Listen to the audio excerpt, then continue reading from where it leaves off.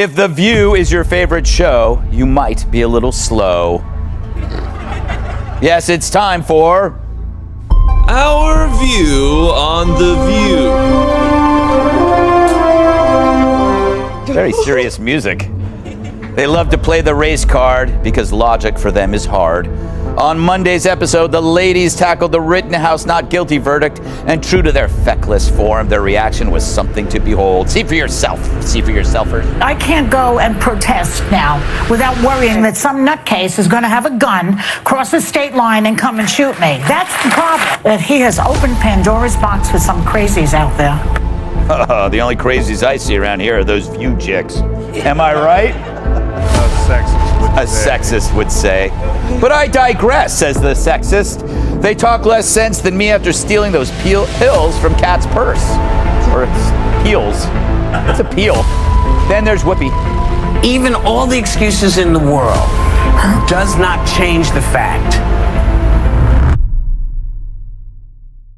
The moment Greg Gutfeld appeared on air during a live broadcast, the tension between him and The View was palpable.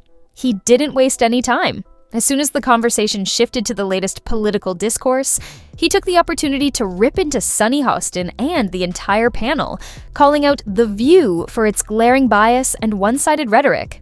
It was like watching someone who had been fed up with the nonsense finally unload in the most public and unapologetic way possible. Greg, known for his sharp wit and no-holds-barred commentary, didn't hold back as he took aim at the host's tendency to push left-wing narratives while silencing dissenting views. His sharp tongue was aimed directly at Sunny Hostin, who had been the one trying to steer the conversation into familiar territory, Trump bashing and relentless political attacks. Hostin, who often plays the role of the show's moral compass, didn't see it coming.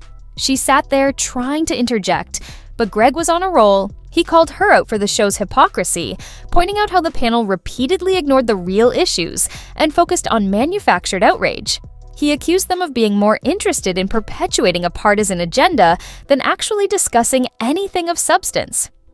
Greg didn't just disagree with their viewpoints, he pointed out how they were distorting the truth and spreading misinformation for the sake of ratings.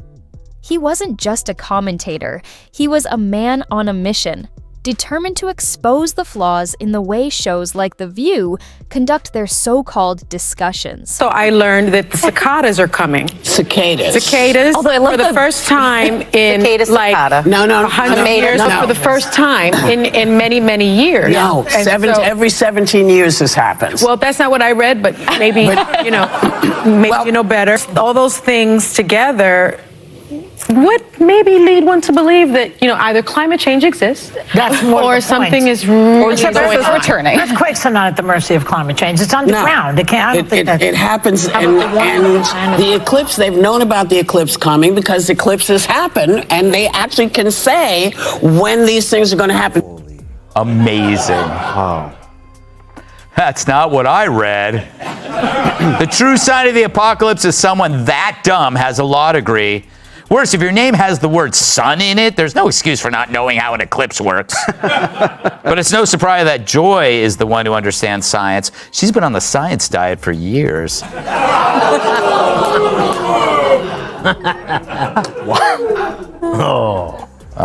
They're turning on me. So that makes Sunny Hostin, who thinks climate change caused the solar eclipse, the dumbest of them all. Because everyone knows the moon caused the eclipse, which is controlled by The View's gravitational pull. All right, Kat, did you ever see such a group? It's amazing how Joy and Whoopi became the smart ones. For me, the most shocking thing about the conversation was how truly boring it was. The moment Greg Gutfeld started speaking, you could see Hostin visibly tense up. She wasn't used to having someone so direct and unflinching in their criticism, especially when it came to her own show. The entire dynamic of the broadcast shifted as Greg's pointed remarks echoed through the studio. He didn't just criticize their content, he went after their credibility. He made it clear that The View was a far cry from the impartial platform it once claimed to be. Instead of hosting genuine debates, the show had become little more than a political echo chamber where the only voices that were heard were those who shared the same viewpoint. What made this exchange even more interesting was the fact that The View had made a name for itself as a show that prided itself on hosting debates and diverse opinions. Yet Greg Gutfeld's brutal honesty revealed the cracks in that image. Hostin and the others on the panel tried to regain control of the conversation, but it was clear that Greg wasn't going to let them spin their usual narratives. Instead, he doubled down, accusing them of silencing conservatives and avoiding any real challenge to their ideology. He argued that the show's insistence on canceling people who disagreed with them had only contributed to the growing divide in the country. Instead of bridging gaps, The View was exacerbating the divide by fostering an environment of exclusion rather than inclusion. What followed next was a chaotic back and forth between Greg and Sunny, with each trying to speak over the other. But Greg had the upper hand, as his words carried weight and authority, while Hostin's attempts to rebut him seemed more forced and defensive. For once, the tables had turned, and it wasn't just the usual political talking points being thrown around. They're like, well, the cicadas, they're cicadas. Okay, but it was like every 100 years. No, it's every 17 years. Do you know how many Emmys this show has? 31. 31 Emmys. This show has 31. I mean, I'd hate to see the conversations that don't make headlines.